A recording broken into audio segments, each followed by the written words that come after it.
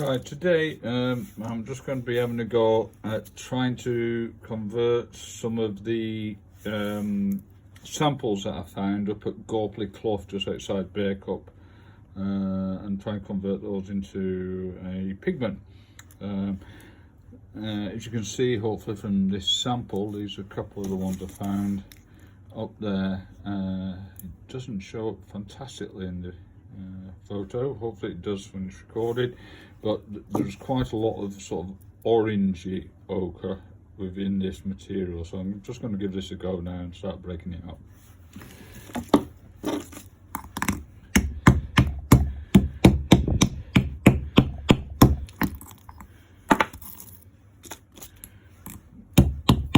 Just trying to break up some of the bigger parts to start with, and I'll have them, I'll try to have them gradually one at a time.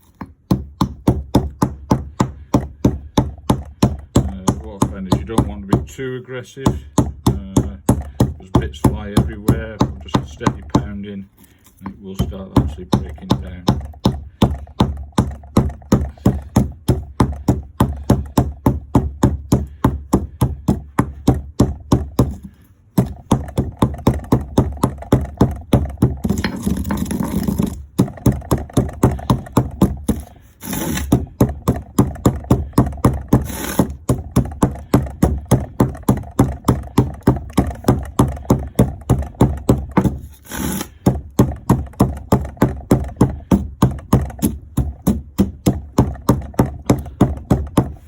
So I've got it broken down to probably about ½ centimetre, something like that. I can add a little bit more then.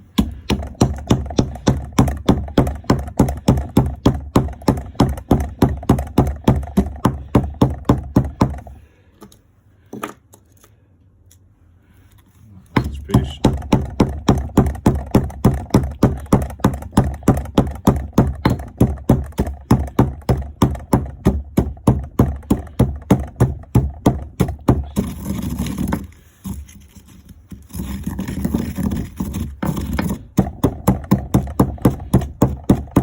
You can start to see it does,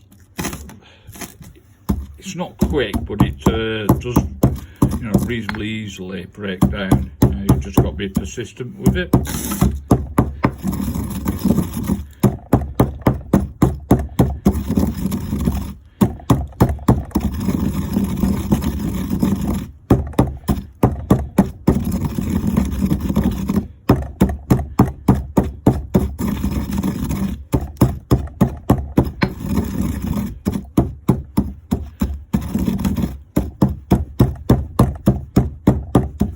See now, just after about 3 minutes, I'm already getting to get down to a coarse powder with lumps in still.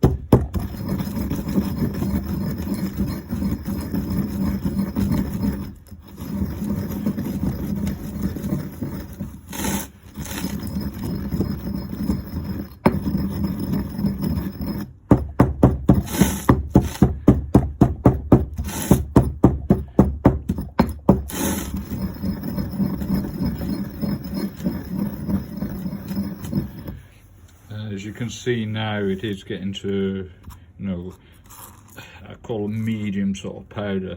It's probably the sort of same consistency as you might get at some sandy beaches, which perhaps a little bit finer.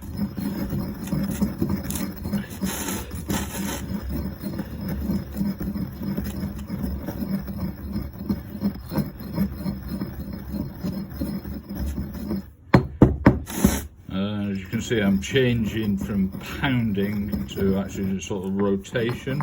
We're pressing against the outside of the mortar pestle.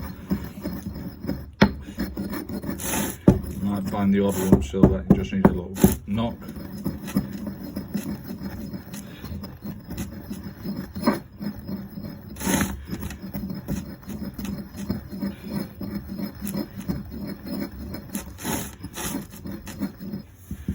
I'm just going to add some extra lumps there because I might as well at this stage. I've got some additional, it's all from the same sort of sample, so there should be a consistency there.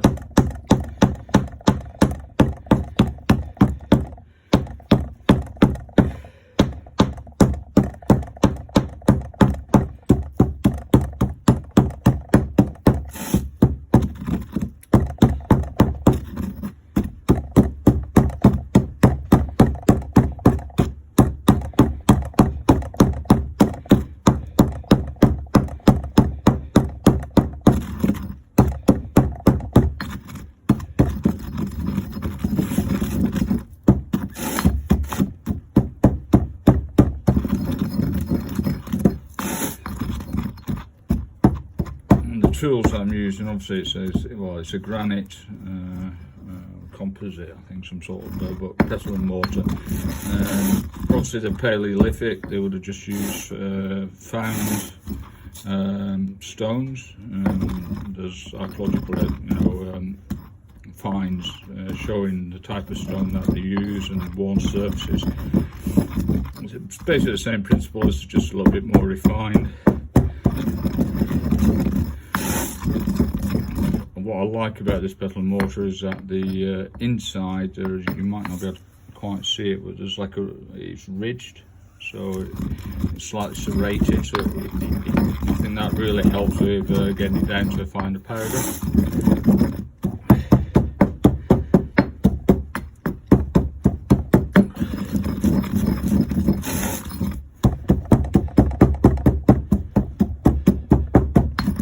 The other thing is that you can look for, it's actually here for, you can listen in terms of it starts producing a different sound when you're grinding it, the finer it gets. So you get a grating sound when there's larger bits, but as it gets smoother and smoother, it gets a more of a consistent sound, which is you can tell that you're getting to as far as you can really go with it. This has still got bits in it.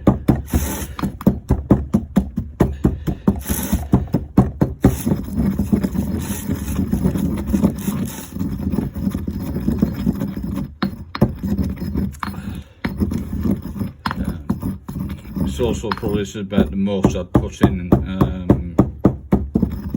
into the amount of sample I put in, because beyond that, I mean, I'm still getting some debris flying out, but this is absolutely fine at the moment.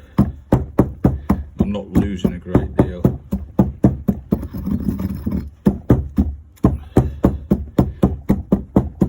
Plus, if you put too much in, it's becomes more difficult to find and grind down the bigger particles.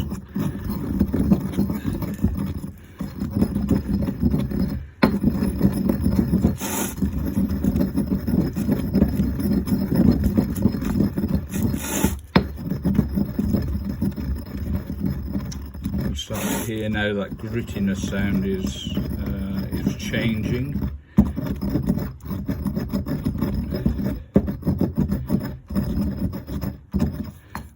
Visually you can see there's less and less bigger bits, still a few there.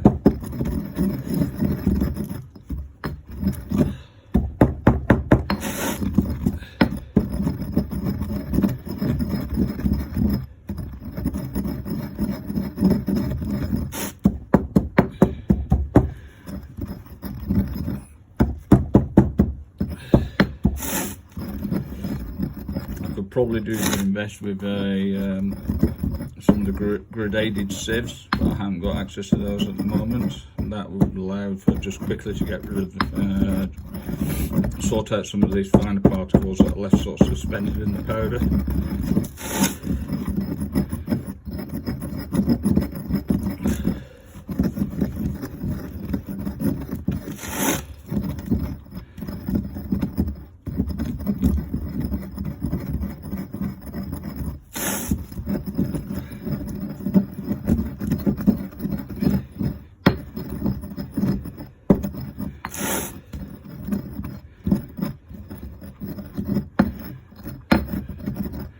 With regards to you can still see some of the larger particles. I don't know if that's possible. I can just look at it. You can just see some left in there. You could just keep going, but it's probably easier if you've got access to a sieve to sieve that. If you haven't, then you can do what's it's a flotation method to separate out the finer particles from the bigger bits, which I'll be doing in a separate video. But hopefully that gives an idea. And this is the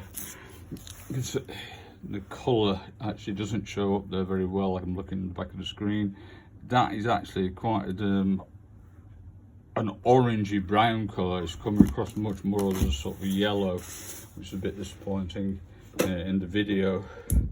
I change the light. I'm just seeing if I can actually. Now I can't really get it. It shows a little bit there, covering up a little bit of the light, but in reality that's much more of an orangey rather than the yellow colour as it appears on the back of my screen. Okay, I'll move on to. I'll finish there, and I'll do a separate video showing the flotation method.